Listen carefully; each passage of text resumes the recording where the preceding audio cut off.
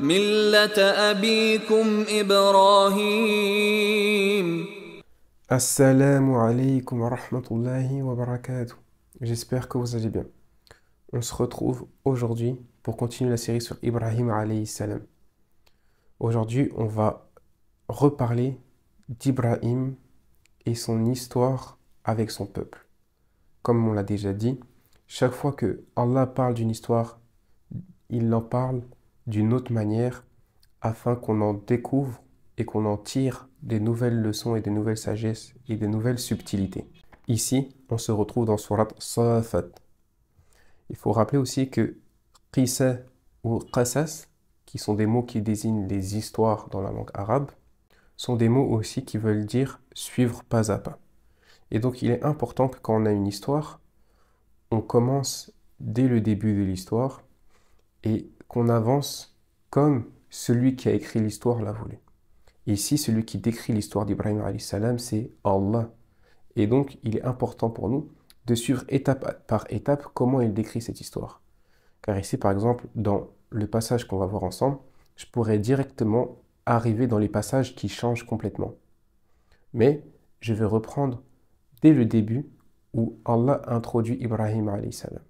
Car si Allah a réintroduit l'histoire depuis un certain point, c'est qu'il veut qu'on reprenne à partir de ce point-là et pas qu'on aille directement là où ça nous intéresse.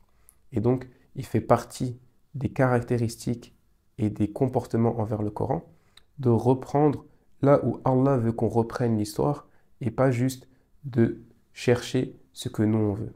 Car ce qui est important, c'est de comprendre et de voir ce que Allah veut qu'on voit et pas ce que nous on cherche. On pourrait faire l'exemple avec une série ou une histoire et ce qu'on appelle le spoil, raconter la fin. Si quelqu'un qui n'a jamais vu un film et qui a envie d'aller voir un film ou une série, je lui raconte la fin, ça va pas avoir de goût, ça va pas avoir d'impact. Alors que si la personne regarde toute la série ou tout le film jusqu'à la fin et que là elle découvre la fin, c'est là l'impact de la fin sera important. Cette image, c'est pour que vous compreniez l'importance de suivre l'histoire depuis le début pour être mieux impacté par l'histoire. Et c'est Allah qui décide de comment on doit voir l'histoire.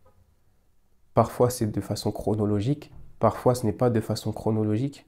Ici, on va notamment parler du passage du sacrifice d'Ibrahim alayhi salam de son fils. Mais avant ça, Allah nous décide de parler de comment Ibrahim alayhi salam a parlé avec son peuple. On va donc d'abord étudier ce que Allah nous dit sur le début de cette histoire avant d'aller directement à l'histoire du sacrifice. On doit donc soumettre notre curiosité à comment Allah raconte l'histoire. Dans Surat As-Safat, Allah va parler de plusieurs prophètes qui ont tous un rôle de père pour nous.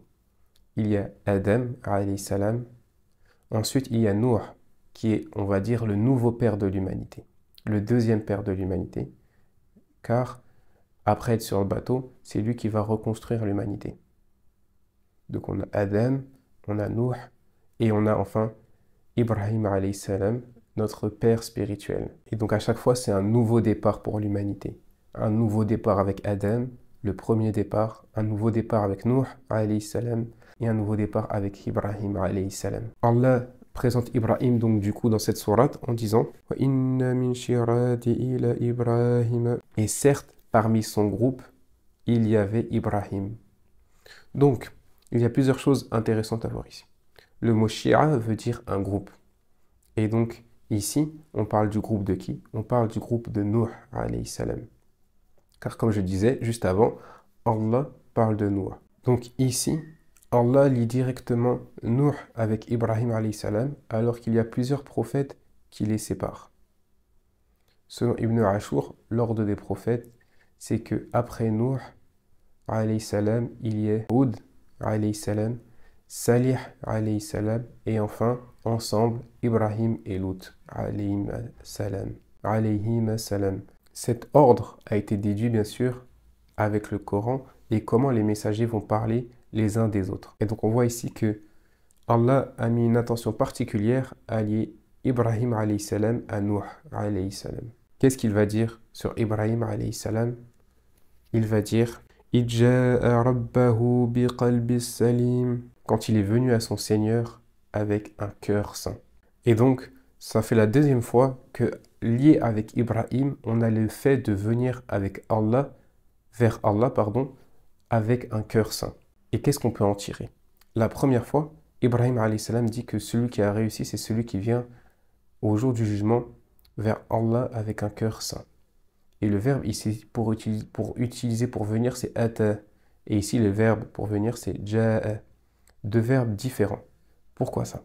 Certains exégèses tirent de cela une leçon très intéressante. Ata, pour le jour du jugement dernier, c'est le fait de venir à quelqu'un qui est proche, venir de manière facile.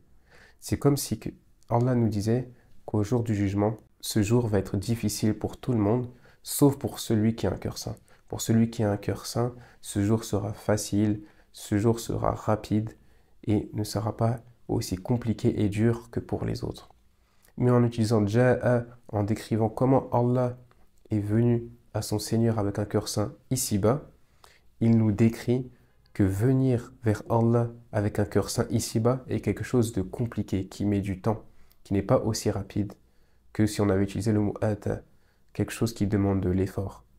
Et donc on comprend qu'ici, se purifier le cœur, qui est notre objectif à tous, n'est pas une chose aisée, mais quelque chose sur lequel on doit constamment travailler par nos bonnes actions et nos bonnes intentions pour justement atteindre ce stade d'avoir le cœur saint. Et il est évident que seul Allah peut dire si on a un cœur saint et qu'on ne peut pas se le diagnostiquer par soi-même. Ainsi, un qalb salim, un qalb saint, c'est qu'il est justement libéré de toute maladie du cœur.